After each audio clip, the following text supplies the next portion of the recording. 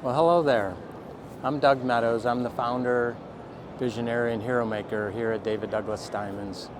And I just want to welcome you to our podcast of a century of luxury and legacy.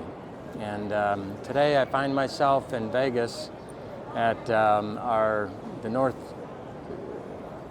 I don't know, this whole continent's largest trade show that is going on right now. There's over 1,800 exhibitors just in this one show, and over 17,000 attendees or visitors from over 100 countries that come here. And this is just one of the shows. We also have the antique show, which is across the street, and the Couture show across the street. And so there's several shows going on. There's a watch show, there's this big JCK jewelry show, and this is where we come to see the newest items, the latest and greatest, meet with our existing vendors, to source all the different things that we like to carry in our store. And I got thinking about my grandfather. Would he have had a trade show like this to go to? And so I started doing a little research on that and found out that trade shows have been going around for a long time. They didn't call them trade shows, they called them more like fairs. It might have been just a little hotel ballroom with just a handful of vendors in there. But I really doubt that my grandfather ever visited a trade show of any kind, mainly because he wasn't in retail. He was in more of that trade shop setting with, which is more like wholesale repair work.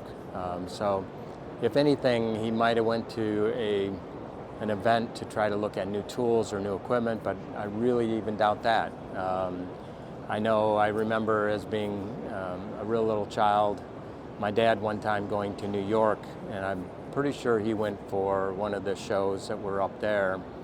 And back then we didn't have cell phones, we had very little ways to communicate. I just remember going to the airport to go pick him up, and on the flight that he was supposed to be on, and he never showed up. And so my dad was notorious for being late or getting distracted, and so he missed his flight. So we didn't know what to do. We didn't know how to communicate with them, and so we just decided to wait there at the airport and see if on the next flight he might be there. As a little child back then, we didn't have TSA, you could just go hang out, and it was like a kid's playground for us. I mean, Mom had 4 boys that she was dragging around, and we were all at the airport playing hide and seek and playing all kinds of fun games, waiting on my dad to come in, and so we had a really good time. But we come here to there's so much going on here. There's education going on, there's new technology being displayed and introduced, anything and everything for a retailer, the jewelry industry, both manufacturing, retail, all kinds of stuff is all here under one ginormous roof. I mean, it's crazy. It goes on for, if you stayed for all the shows, you would be here for probably 10 days. And we come in on Thursday morning, we take the earliest flight out, which is like 8:30.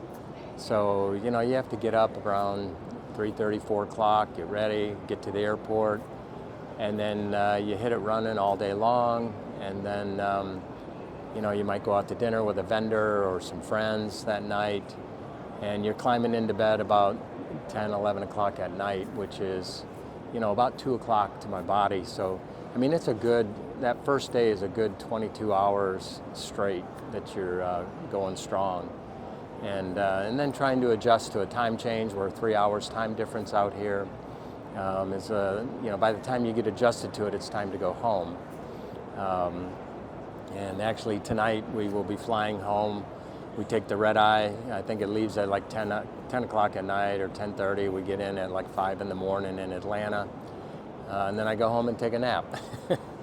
But, it's I don't know. These shows are, I know that some retailers don't even bother to come to some of these, or they may only go to a regional show in their area. And I probably go to way too many shows. I think I have FOMO, you know, that fear of missing out. And we got another cart getting ready to come in front of us.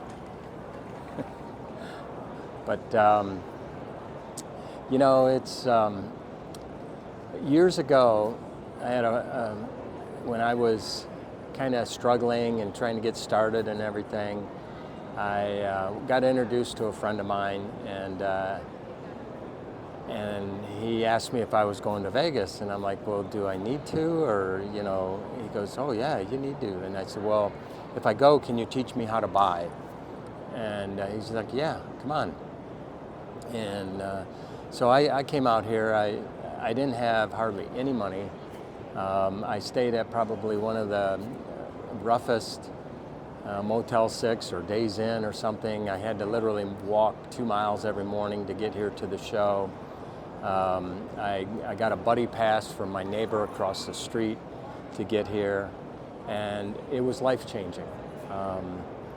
I met people, you know, so it's not just about buying jewelry here. It's about the people you meet, the connections you create, the opportunities that you would have never gotten had you not been here. And, you know, I asked that same friend, we got talking about the show, and he said, you know, you have to come here to be seen by your vendors. And, you know, the thing with our vendors is you want to be important to them. And, you know, so you don't want 100 vendors that you're buying from. You know, you want a strong group of maybe 12 vendors, 20 vendors tops, that, you know, you support them, they support you, and it's a win-win for everybody. It's a win for our customers, it's a win for us, and it's a win for our vendor. You know, I mean, one of the things that that's my heart's desire is to honor and bless all who God brings my way. And it's not just my customer, it's also my employees, it's my vendors, it's our community. And it's really important to support one another and take care of each other, so that, you know, because, you know, right now times are great, and but, you know, back in 2008 when times were tough, you know, my vendors helped me get through that time.